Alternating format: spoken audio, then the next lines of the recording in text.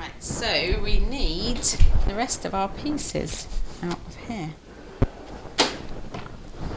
Okay, so that's the back panel, and that's the panel we're going to be using. These are all slip pockets, and the gusset and the flap. So now I'm actually going to pop these with the corresponding parts. So my flap pieces, I can pop those together because I'm going to use those together. Pop those to one side. Got my gusset there, that's fine. My front panel, that's fine.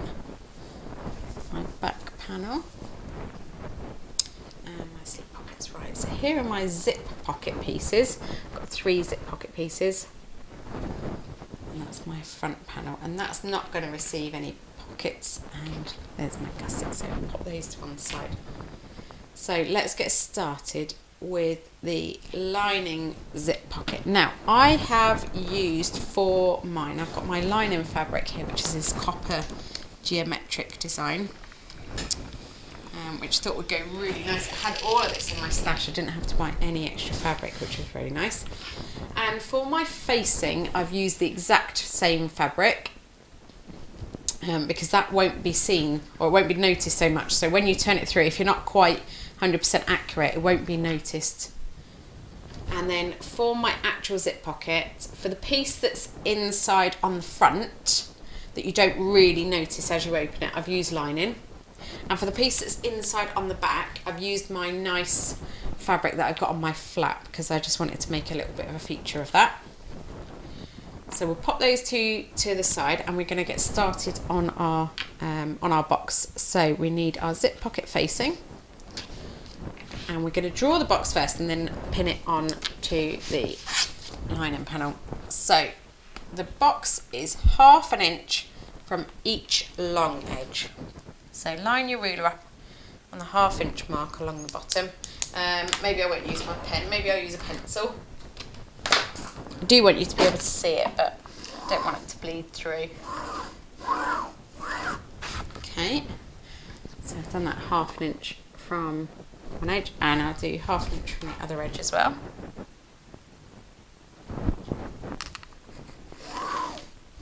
Okay. Now if you're using a zip that is a number 5 zip, so that means that the teeth are 5mm wide, rather than the number 3 zip where the teeth are 3mm wide, you'll need to make the gap between those two lines 1/2 inch or 1.2 centimetres rather than 3/8 of an inch. Okay. Now these two lines from the short edge are 1 inch, and that means that we'll be using an 8-inch zip, and they measure that from the stopper to the other stopper. So the actual teeth themselves are 8 inches, which means that the zip tape is usually going to be about 10 inches. So if you're using continuous zip, just make sure that you cut off about 10 inches, a little bit more, just to be sure. So I've drawn my box, as you can see there, and I'm going to draw a line along the centre-ish. Very hard to judge 1/16 of an inch on a ruler, isn't it? It's a lot easier in millimetres. Okay, so I've drawn a line in the centre, and then I'm going to draw a little triangle meeting that line like that. Okay, so that's my box all ready to go. Now when we sew, we're going to sew around these outer lines. This inner triangle and the line in the middle, that's just to tell us where to cut later, so don't worry too much about those. So let's mark the centres first, shall we?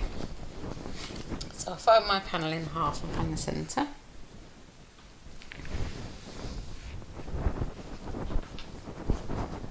And just mark it top and bottom. If you had marked these at the start, you'll find this very, very helpful, much easier than going through and marking them, because you might forget them. I'll mark the centre of this one as well.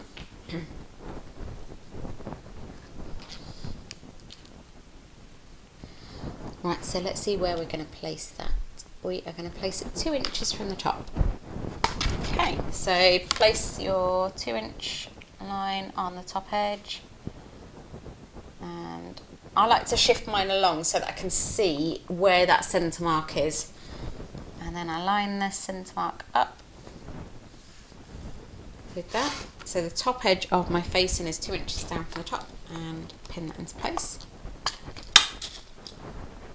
Now, if you want this zip pocket to be a little bit more hidden, you can move it down another inch or so. It's already a little bit hidden behind the slip pocket, but if you want it to be even more so. So now we're going to sew around those outside edges. Now where I've gone over the edge of the box here, just ignore that. So I usually like to start in this bottom corner here, and I sew all along the bottom line to this corner, and then I stop with the needle down, pivot and sew up and along and back down again. So you're sewing around that outside box. Now if you think this is going to confuse you, leave these triangles and that middle line till afterwards. So sew around the box, and then afterwards draw those triangles in that line, okay? There's no set rules about this, don't panic. So I'm going to start down in this bottom corner because I think it's less noticed. I'm using my regular stitch length. You'll notice I always start my needle down, because then if I need to adjust, or like here I'm at the corner, you can just pivot. Now I'm not quite at the corner there, and the next stitch is going to take it over a bit, so I'm going to reduce my stitch length down to 1. There we go, and one little stitch at stitch length number 1. It's taking me exactly to the corner there. Now I can go back up to my regular stitch length.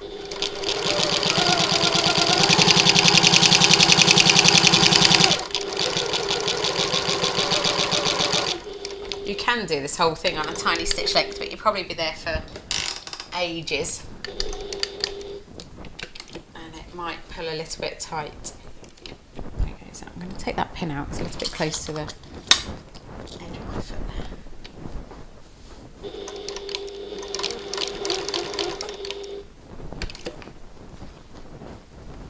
Oh, I need one more little stitch there.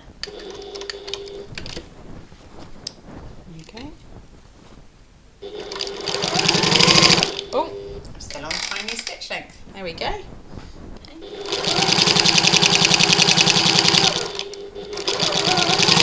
I find it's a lot harder to sew with a tiny stitch length. Okay. There we go. So I've sewn around that box. Now before we do anything, I'm going to steam press those stitches just to be sure they're set into place.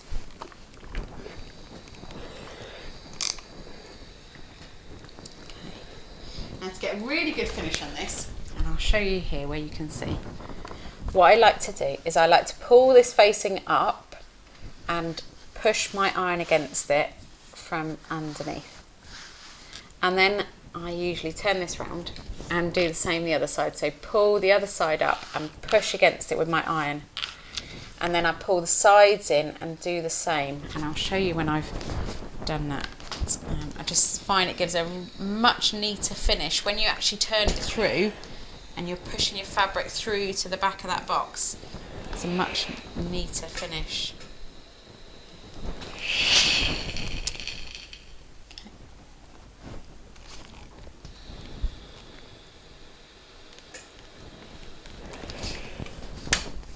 We go. Okay, so as you can see, I've pressed those into place. So now we can cut through our centre line, and I'm going to use a little knife just to start it off. Now if you like to use a seam ripper or scissors, add a pin in at the very end on that line, just to make sure that you don't go too far, cut into the stitching.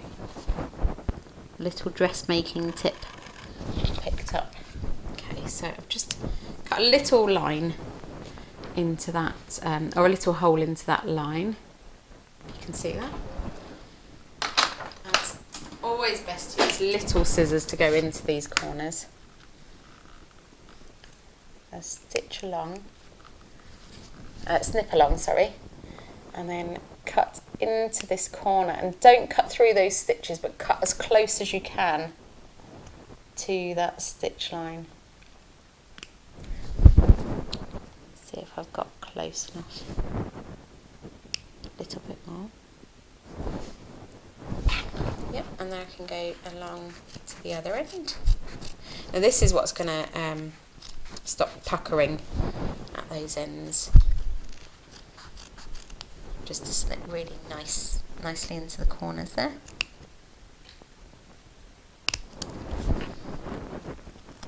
This is when really good, sharp, small scissors help. Okay. Right, so now that that's cut, I'm going to push it through to the other side and press it into place. Now this is a tiny little facing, so what you can do is just push one side into place at a time. So maybe push the bottom side into place and just use your fingers to roll that into place and press on the bottom edge, and then come back and do this top edge, and then you can go back and do the side edges. So I think that's what I'm going to do. I think I'm going to press the bottom edge first and then tuck that through behind without scalding my fingers.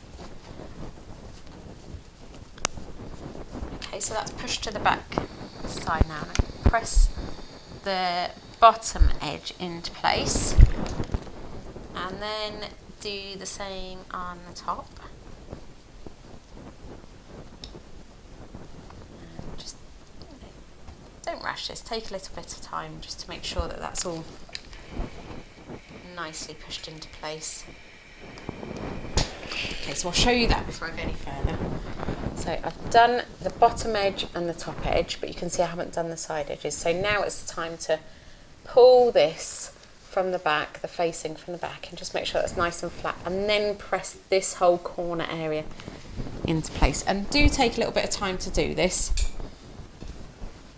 It really does show on the finished bag, I think, if you try and rush this part. And I think sometimes we do, because we, you know, we just want to get on with the fun bit. But it really does make a difference in the finish of the bag. If you want a good professional finish, just take a little bit of time to do this.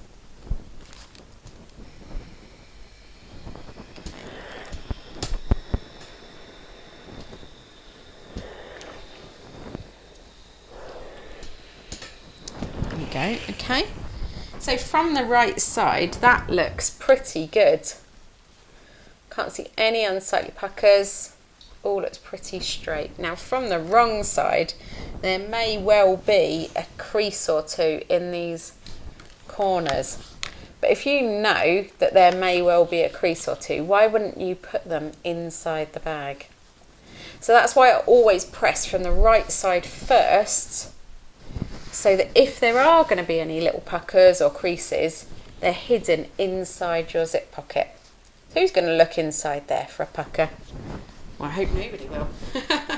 Right, so let's have a little look for a zip. Now, forward planning would say that I'd chosen my zip before we started, but that does not appear to be the case. So let's have a look. Probably a nice blue coordinate or a gold. I haven't really got a coppery goldy colour, so I think a nice blue would go well. So I've got all my zips on these clips on shower rings. So maybe a bluey grey colour. Let's have a look at the fabric I'm using, the other fabric. Yeah, I think that would be nice, wouldn't it? Nice sort of bluey grey colour. Okay. Move these out of the way. See which length I've got. Now obviously you've planned ahead, and you've got your zip already sorted. That's great. Okay, use one of those, take it off my hook. These are little clippy curtain rings which I got from IKEA, and I've got I store them on these clear shower hooks on the side of my cutting table. Okay, there we go. I did try and buy some more, but they've been discontinued, so it's a bit useless. Right, so this part can be put to one side for now. I know you're used to attaching the zip to that, but ignore that for the moment. Now, we need the other two parts of our zip pocket and our zip. Now this, the direction you put these in is going to determine which way your zip is facing. If you're like me, you really don't care which way your zip is facing, then it doesn't matter. If you do care, then you're going to want to pay attention to the pattern where it tells you which direction to have them in. I'm just marking my centres again on my pocket pieces. So now I've got everything lined up. So, so for a finished pocket with zip pull to the right, place the zip pull on the left at this stage. So this is the zip pocket bottom, which is the smaller part. I'm just going to give that a quick press. Creases have appeared. That was in my drawer. So the zip pocket top is the larger piece and the zip pocket bottom is the smaller piece. So if you want your zip pull on the right when you've finished, then you want it on the left at the moment. If you want it on the left, then you want it on the right. If you don't care, then it doesn't matter. Right, so I use a bit of double-sided basting tape and we'll just pop a piece along the top edge of here. Now I'm using Quilter's Wash Away 1/4 inch tape, which doesn't gum up my needle. So if you're buying tape, make sure it says that it's wash away. And it shouldn't gum up your needle. Okay, so line up the centre of your zip with the centre of your panel. Get my centre mark. Make sure you're doing this inside the seam allowance. Don't be trying to rub out odd marks later.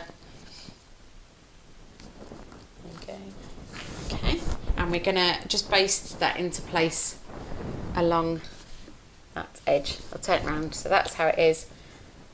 I've just taped it to the top of my panel. I'm just going to baste that into place. And I just use a regular stitch length for this.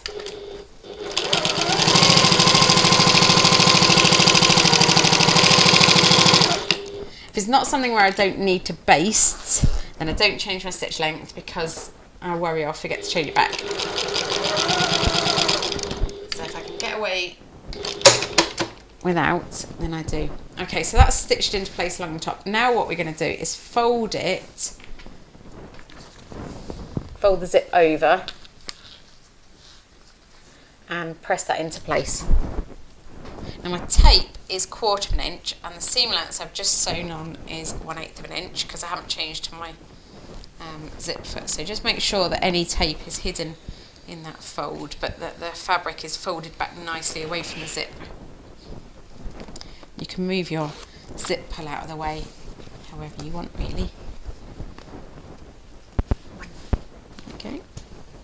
Now the stitching we add later will hold this panel into place away from the zip teeth. We're only pressing it into place now so that it stays all nice.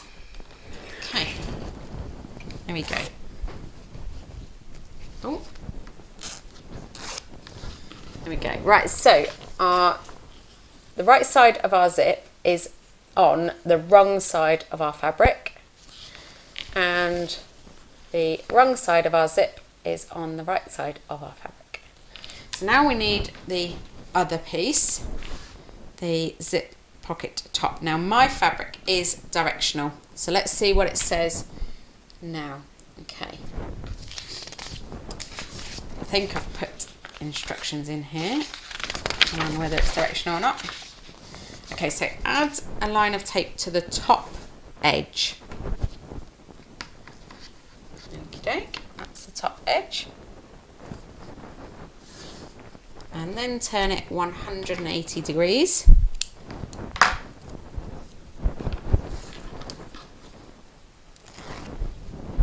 Okay, so that top edge has now become the bottom edge. And now we add matching centres again. We add the zip edge onto that top edge. Okay, so if your fabric is directional like mine, that's the bottom and this is the top edge. Now I'm just going to have a quick look and double check that that is going to be the right way round when we finish it. Yes it is. Good. Well, I'm glad we checked now rather than later. Now we'll baste that into place. Just like to double check these things. Can't always trust the designer, you know.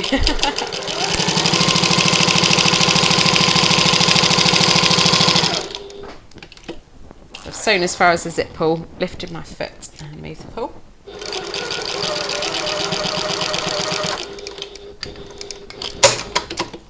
Okay, and now I can press that side as well. So I can press these open away from the zip, and it feels a little bit funny having the wrong side of the zip showing on the right side of the fabric. Just go with it for the minute. Okay. Just press as far as you can right the way up to the edge. And because you've matched your centres, it should, in theory, match at the ends. Okay. So here we go. So here is my zip pocket. This is the top. This is the bottom. And here is my right side of my zip and on the back, and this is what's going to be inside the pocket. So inside the pocket you haven't got any raw edges at all on the edge of that zip tape. When that's finished and sewn into place, all you're going to get is the nicely finished edges. So now we need to add this to our lining panel. So we'll bring this back, and on the wrong side we'll add some double-sided tape to the top and bottom of this box.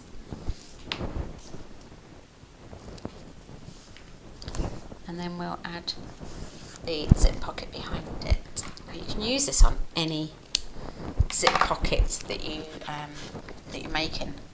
You can use this hidden edges method. This gives a nice finish, nice professional finish. If you're not confident to do this, you can also change back to the traditional way of doing a zip pocket. Nobody's checking inside your pockets. Well, not here anyway. Okay. So now we need to make sure that we've got our piece. So this is the top and this is the bottom. And I'm going to move my zip pull to the middle. So when I place my my lining panel on top, I need to make sure that my top of my pocket is facing the top of my lining panel, which it is here. Now, as you can see, or I don't know, maybe you can't see, but as I can see, my zip has got the metal stoppers showing through the window on my zip. Now, what's going on here with my zip? Don't want to risk putting, oh, there we go. Don't want to risk putting a dodgy zip in.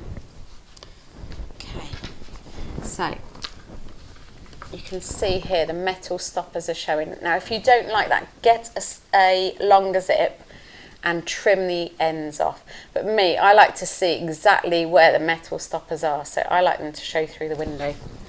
Now, when I sew around this, I'm going to keep this pocket open and flat like that, and I'm going to start in this bottom corner, and I'm going to sew along the bottom edge, up the short edge, along the top edge, and back down to where I started, because I think that's probably one of the least noticeable places. So that's where I'm going to start, and I'm going to go around using a 1/8 of an inch or 3mm seam allowance. Let's go all the way around there. If you've got something like an adjustable zipper foot or piping foot, now is the time to change it. My walking foot actually does really, really well on zip, so I'm not going to change it.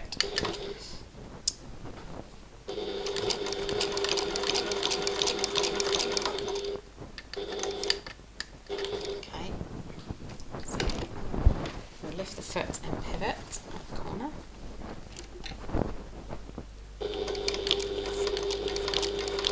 I'll just take this a little bit slower around here because I think, I want this to be neat.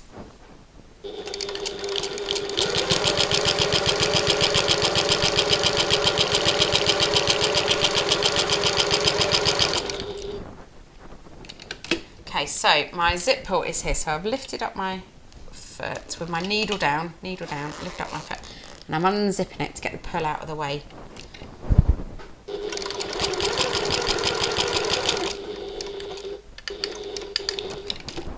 You don't want to risk hitting that zip pull.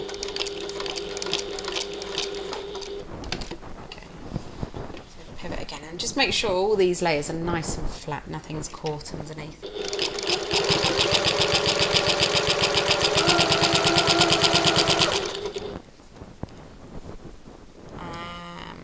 Now I think my zip pull is going to get in the way again.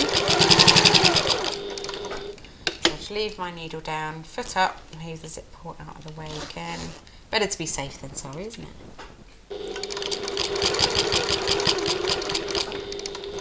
I've just done a couple of back stitches there on mine for just to be quick really. But what you can do is leave your thread tails long, pull them through to the back side and tie them off. That'll give you a really neat finish. Okay. And on the back there. So our pocket is into place. What we need to do now is fold this top down to meet the edges on the bottom, and there will be a little bit of a fold there at the top. That's fine, that's how it's meant to be. And just through the pocket layers, not through the lining layers, pin those two together.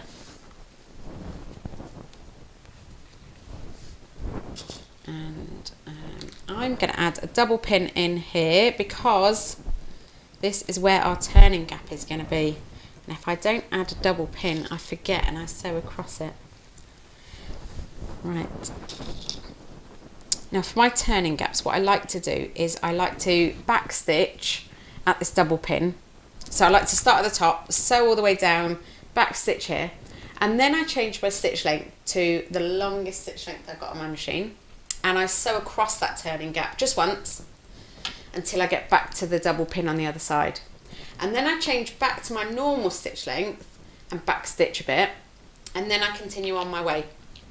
So I've sewn around all three edges actually, but once I've steamed these stitches and unpicked them, it will leave behind a really nice neat little row of stitch holes that I can then use to fold my turning gap or my seam allowances along later on my turning gap and sew those closed.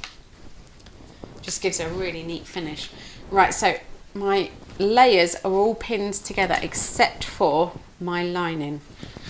So it depends how you like to stitch this together. I'm going to open my zip pull so that I don't forget. I like to sew from the lining side usually, and I sew from the top then, just on the pocket pieces. It helps to make sure that they're definitely out of the way. So back stitch at the start and the end of this.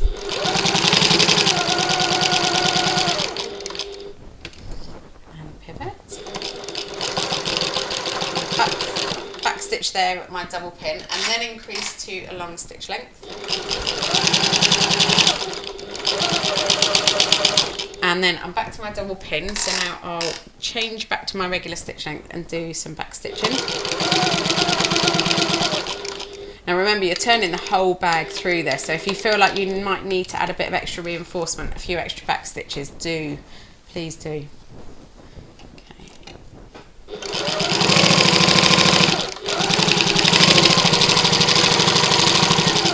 There we go, all the way back up to the top then. So that's our zip pocket done. I'm just going to steam press these stitches before I put it to one side so that I know that it's definitely been done. And it helps if you leave your zip pull halfway along at least, just in case you forget to open it later. Okay, so I've steam pressed those stitches, but I'm going to leave them in there until later, just to keep that pocket into place and keep it in shape. And I've opened my zip pull there. Okay, so we've made the strap and we've done the lining pocket, or the zip pocket. When we come back now, we're going to do the slip pockets and finish the lining off.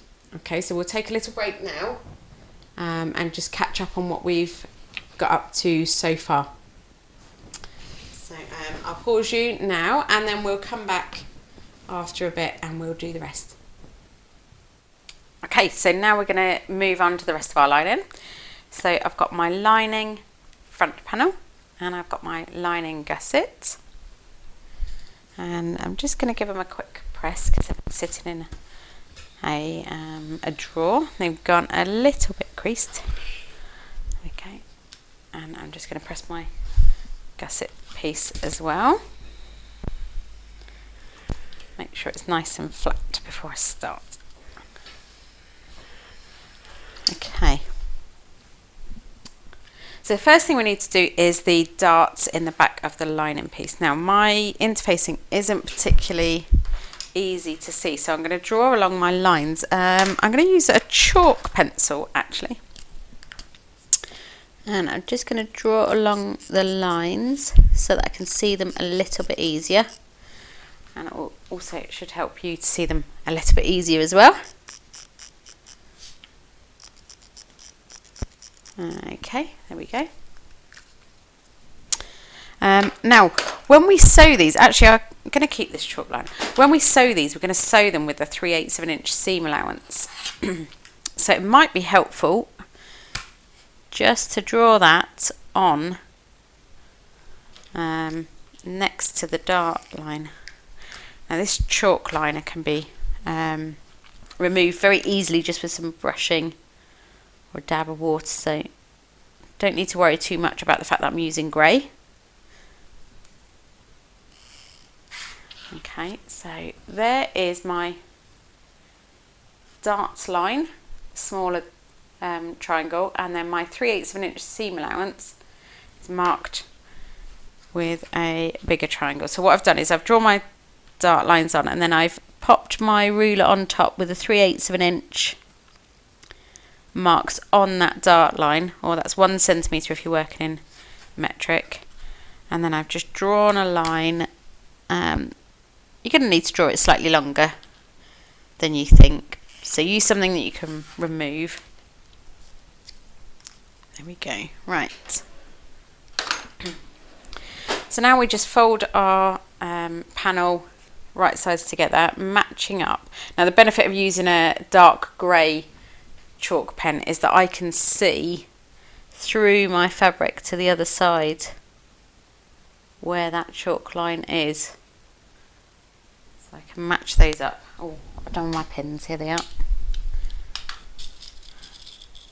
So I'm going to pop a pin just in the very end there where the two edges meet, and then I can pull the panel around and just manipulate it to get the rest of the point sorted. If they match perfectly, well done, you've done a really good job on cutting out. Mine never seem to match perfectly when I do my own cutting out.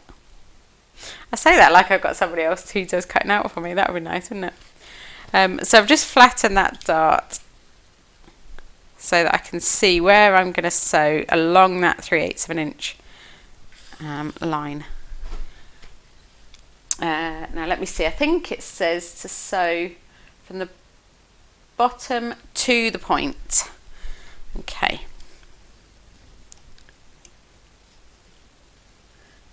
So there we go. Now that my foot is in place, I've taken my pin out. And don't forget to backstitch at the start. And that's why we're starting at the bottom. Because if you start at the point, you can't really backstitch very well.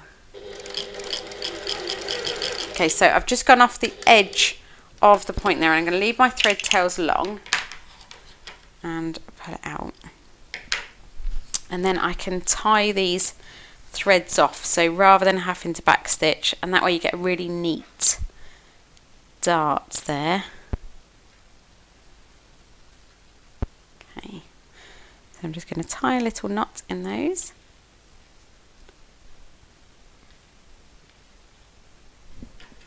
And give those a little snip. There we go, so that's one side done, and that gives some of the shaping into our bag. So you can either do it now or later, but once you've done it, you'll see there's an extra little tail hanging off there, and you just give that little trim to help it fit onto the gusset later.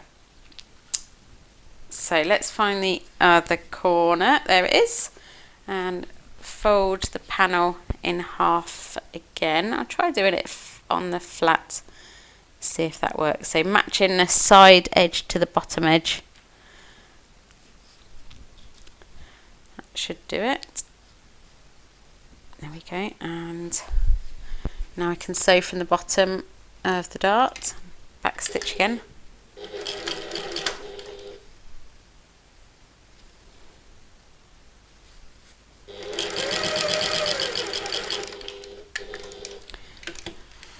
Go and pull those threads out long. I'm so used to using my thread cutter, I have to try and remember not to use it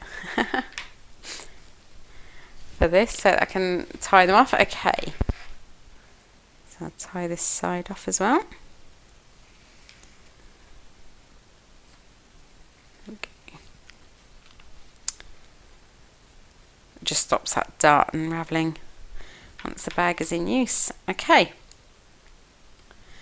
So there we go. So that is, oh, I need to trim my little tail off as well. So that's the front panel of our lining. You can see that really nice shape starting to come there already just from those darts. Now I'm going to fold it in half and find the centre point, which of course I should have done right at the start, as you know. Better late than never, eh? That's what I always think. And I'm going to mark front and back on this so that I've got the centre mark on the right side and the wrong side. Right, now we need, let's use some clips, shall we? Okay, so these darts have created a sort of curve shape to this panel where it was square before. So now we're going to be taking this gusset around a curve.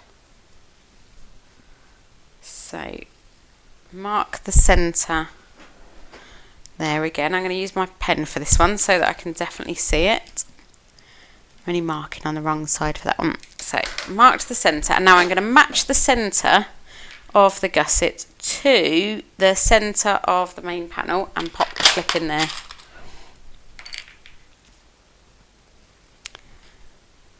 Go. Okay, so that's the centre pinned. Now I'm going to take each end and match it to the top, and I'm popping a clip in the top there just to keep it out of the way of the seam allowance, so when we're sewing we don't have to worry about moving clips. You know, on something like this where you want it to line up at the end, it's always helpful to just be able to get on and sew rather than have to worry about moving things. So now all we need to do is just clip all the way around the curve.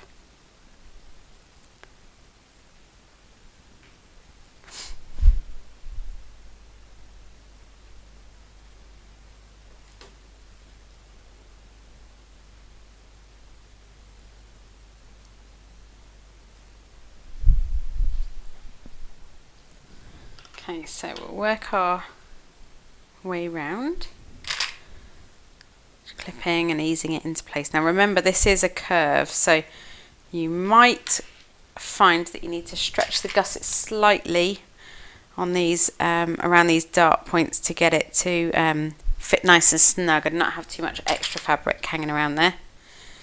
If you would rather, you can snip into the gusset a little bit and ease it around, but then you might find you've got a little bit extra at the top when you finish sewing, in which case you could just trim it off to match. Okay, so we'll just work our way around, all the way around.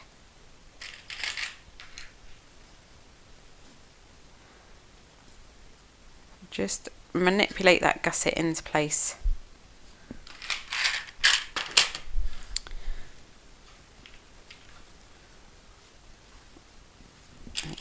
So we're going to sew this with a 3/8 of an inch seam allowance. That's 1 centimetre if you're in metric. And then we're going to go along afterwards and take in a further 1/8 of an inch. So in the end you're using a 1/2 inch or 1.2 centimetre seam allowance, but to do that straight away on this you would probably likely get a few puckers in the corners, so we'll do the 3/8 of an inch and then we'll go a little bit further. Okay, so we'll start sewing at the top, and remember to backstitch, and I start with my needle down so that if I need to readjust as I'm going round I can do. Now you'll find it easiest to sew with the lining panel on the bottom and the gusset on the top. Okay.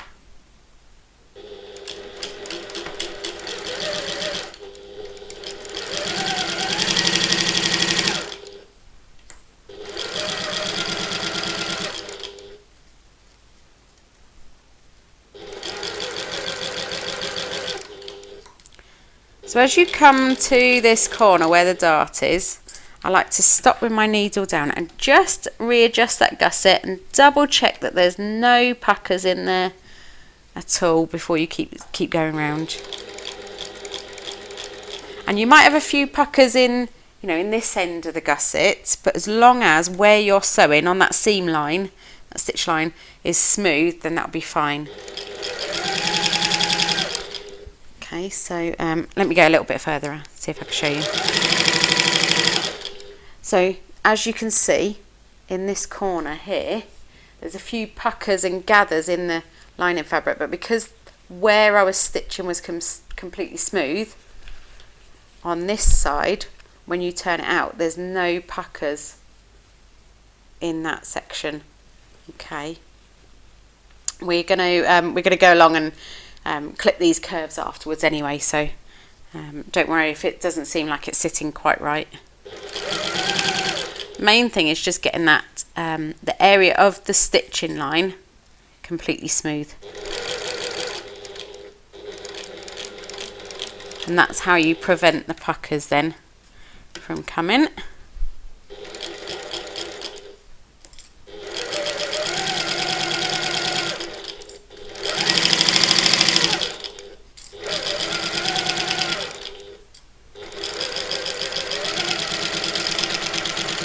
Go. So the key with these kind of curves is just to not be afraid of it. So I'll show you this a little bit closer, see if you can see. So around here you can see it looks like there's an area of puckering, but where my stitches are was completely smooth and completely flat. So then when I've turned it through, there's no puckers in that corner at all. That's lucky because I didn't check it before I showed you, did I? So lucky there were no puckers. So don't be afraid to manipulate it. You know, use your fingers to pull it out of the way. Use your fingernails to, you know, to smooth it down as you sew. But as long as on that stitch line it's completely smooth, you won't have any puckers. And you're not going to stretch the fabric out of shape, so don't worry about that. Just make it do whatever you need it to do. So to trim these curves, I'm going to use my pinking shears,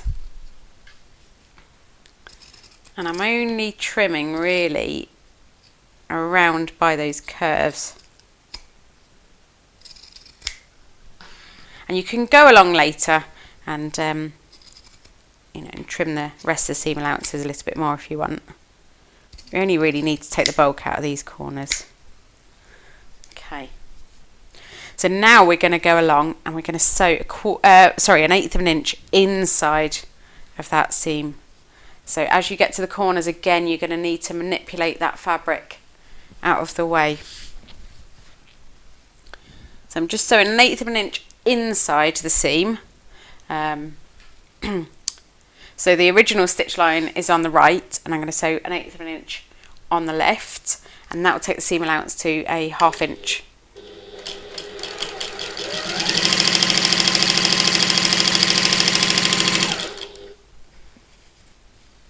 Okay, so take your time as you come up to the corners. Feel free to stop and readjust, smooth the fabric as you go.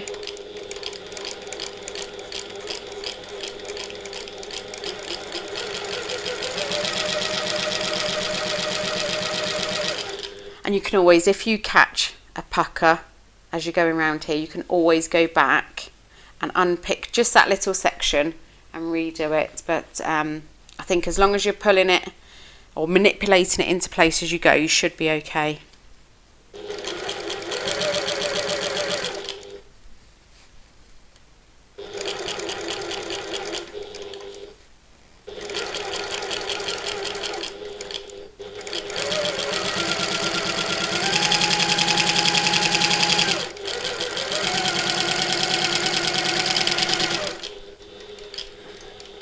Okay, so by taking this seam allowance a little bit wider, you're decreasing the size of the lining bag. So the outside of the bag, the exterior, has got the foam on the inside, hasn't it? So this foam is going to be taking up space inside the bag where the lining is going to sit. So if you don't make your lining bag slightly smaller, there's going to be nowhere for that lining to go. So that's why you get a little bit of a baggy lining sometimes inside a bag. So just double checking that I haven't got any puckers before I trim again. No, that looks just fine to me. Okay. So if you want to take a little bit more bulk off of these corners, now that you've sewn the second line, you can. It's your choice. I think I'm going to leave mine as they are because turning them out, they look okay. So that's one side of my lining. So now we need to finish off this side of our lining, the side that's got the zip pocket, and we're going to do slip pocket in there next. So let's get my slip pocket pieces and right, so this is my exterior one that I've done out of the same fabric as my flap. So I'm going to pop that to one side along with one lining piece. So this is the slip pocket that's going to go on the outside of the bag. Those two pieces. And then for my slip pocket inside, I've got one from my exterior and one from lining. So I'm going to pop those right sides together. And you can just make it out of your lining fabric. I just think it's a nice contrast to have a little bit of the exterior fabric on the inside. Nice little feature. And I'm going to pin along the top. There we go. Now this pocket doesn't really need a closure or a snap or a fastening or anything because it's not particularly wide, it's not a particularly big pocket. But if you feel more comfortable adding a magnetic snap, you can do. You would just add the snap an inch away from the top there and then lay your finished pocket on top of your panel and just mark where your second half of the snap needs to go. But I think on this one, because we've got the zip pocket, you would need to move the zip pocket further down if you were going to add a snap into this slip pocket.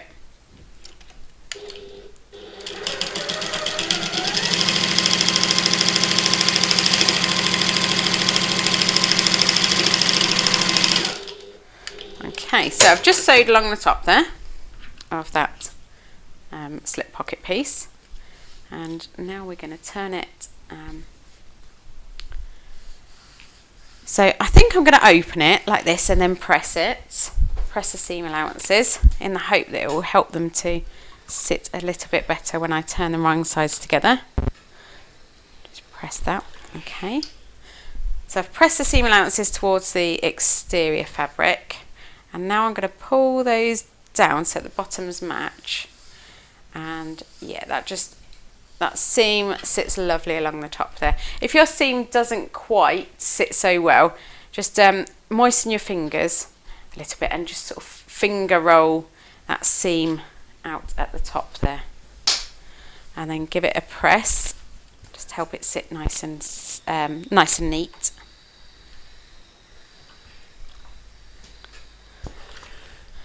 And then we'll just do a little top stitch along the top to hold everything in place.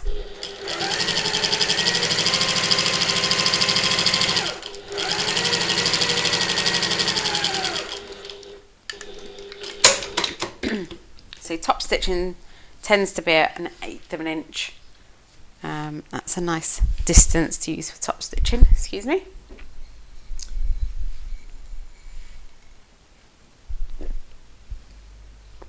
Okay. So now we are going to pop our pocket piece. No, hang on a second. We need to pin this zip pocket up out of the way first. So pull that up out of the way and just pin it into place so that it stays out of the way while we're sewing this on. And then we'll lay this on, and you should be able to match your centres, and your corners should match perfectly as well, and just smooth that out. And I'm going to pin that into place.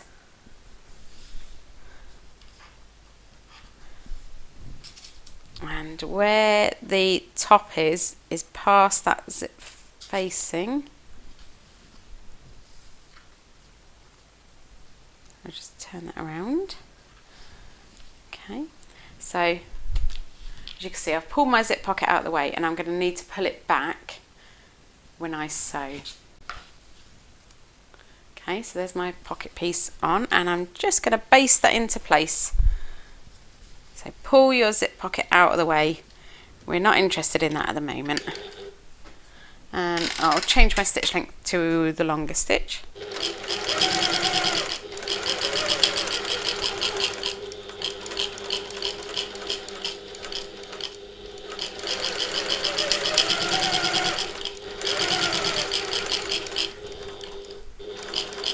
Okay.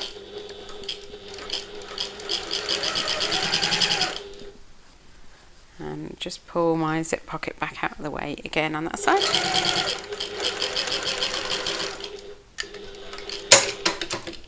Right, so that's that panel done again. So now you can treat this as though it was one piece of fabric.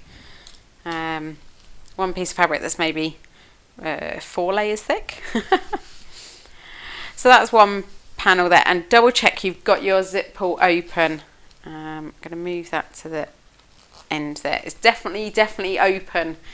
If I've told you, then hopefully I'll remember that I've definitely opened it. So now we get our first lining panel with the gusset attached, and we match the gusset to the main panel. We're matching centres again. So match the centre at the bottom there. Turn that around so you can see. And then match the top edge of the gusset to the top edge of the panel with the slip pocket and the zip pocket on. Again, clip at the top, and again on the other side.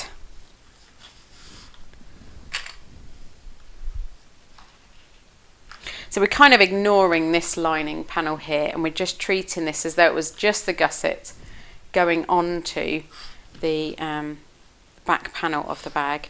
So now we can ease the gusset into place all the way around.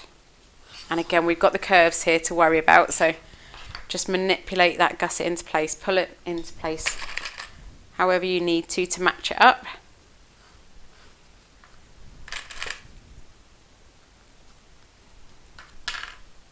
And try to pull it so that the gusset is in line with the edge of the panel. It might shift a little bit as you're sewing it, but just try and pull it back into place as best you can. We're going to take a bigger seam allowance on the line anyway, so if you go a little bit further in, it's not the end of the world. As long as it all matches at the top, you won't have any problems matching it to the line, to the exterior then. So we'll do the same again on the other half. So I've done one side, and we're just ignoring that middle lining panel. Pretend that's not there. Okay. Just manipulate this into place.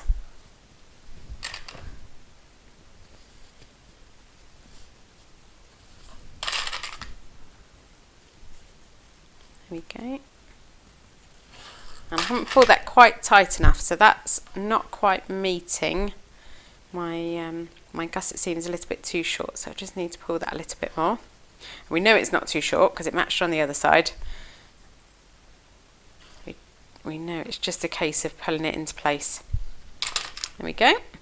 Okay, so that's all clipped into place. So now we need to sew around, again making sure we haven't got any extra bits flopping around there. So we're going to sew around using the 3/8 of an inch seam allowance, and then we'll do the same again. We'll trim it and go back and take a further 1/8 of an inch, so the seam allowance is 1/2 an inch. Now don't forget to change your stitch length back down to the normal stitch length. There we go.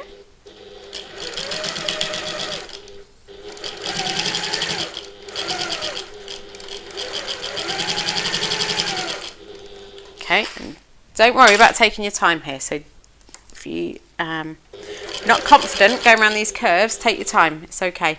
There's no rush.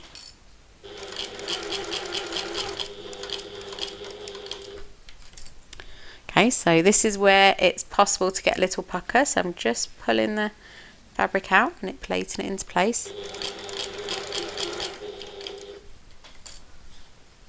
And again, that side.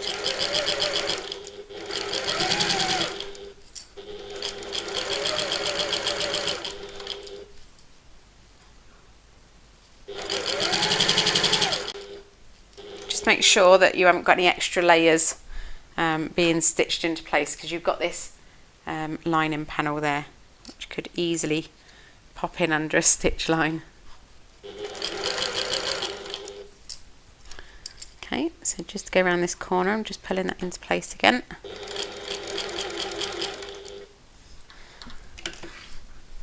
I'm going to swivel around the corner and just manipulate this into place.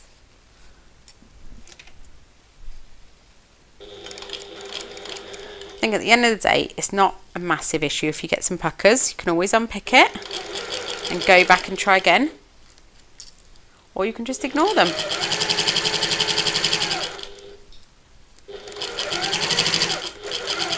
There's no judgment here. And as we always say, done is always better than perfect. So don't spend too long stressing and worrying about a few puckers. Okay, if you can get them to, you know, can get this gusset to go in without any puckers, brilliant, great.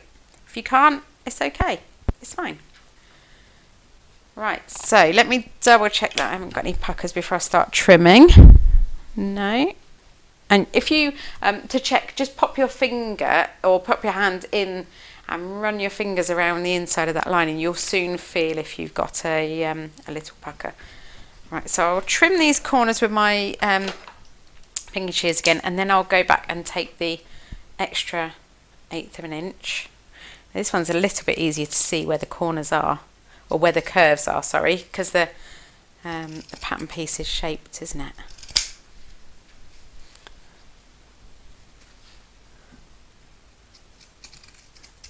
Let's take this bulk out of here. Just helps it to sit much nicer in that curve inside then. You haven't got that extra bulk there. Right, so now I'm going to take an extra 1/8 of an inch inside again, as I did.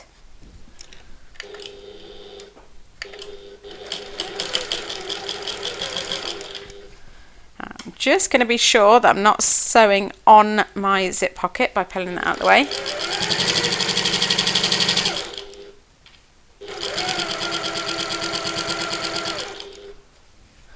And just put all of these layers out the way, all of these bits out the way until it's nice and smooth.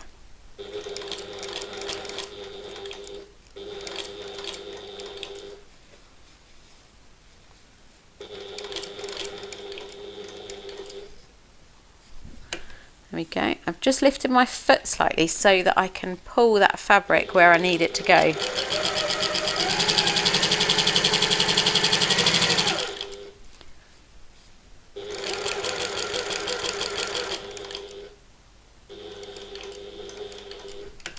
Okay, and again I've lifted my foot just so I can pull it around. There's a lot more fabric obviously in this side because you've got the lining panel already attached on the other side of the gusset.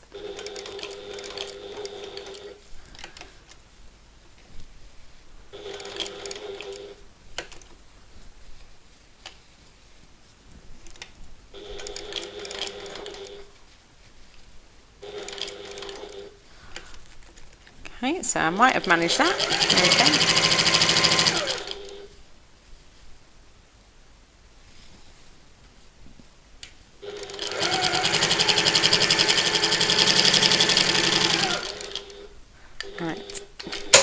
Just took a moment there to double check what I'd done, and I have actually sewn the side of my pocket, my zip pocket, into the seam, but that's okay. I haven't caught anything else, and if anything that will help it to sit down nicely, except I have caught that side as well. Well done me. So I'm just going to trim that little seam off there.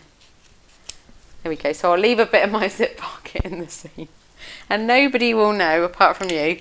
That'll be my little secret within my seams. So I'm just going to run my finger around again and double check I haven't got any puckers there before I declare it good. Move on. Yep, I can't feel any. Just have a little look. No, can't see any. Great.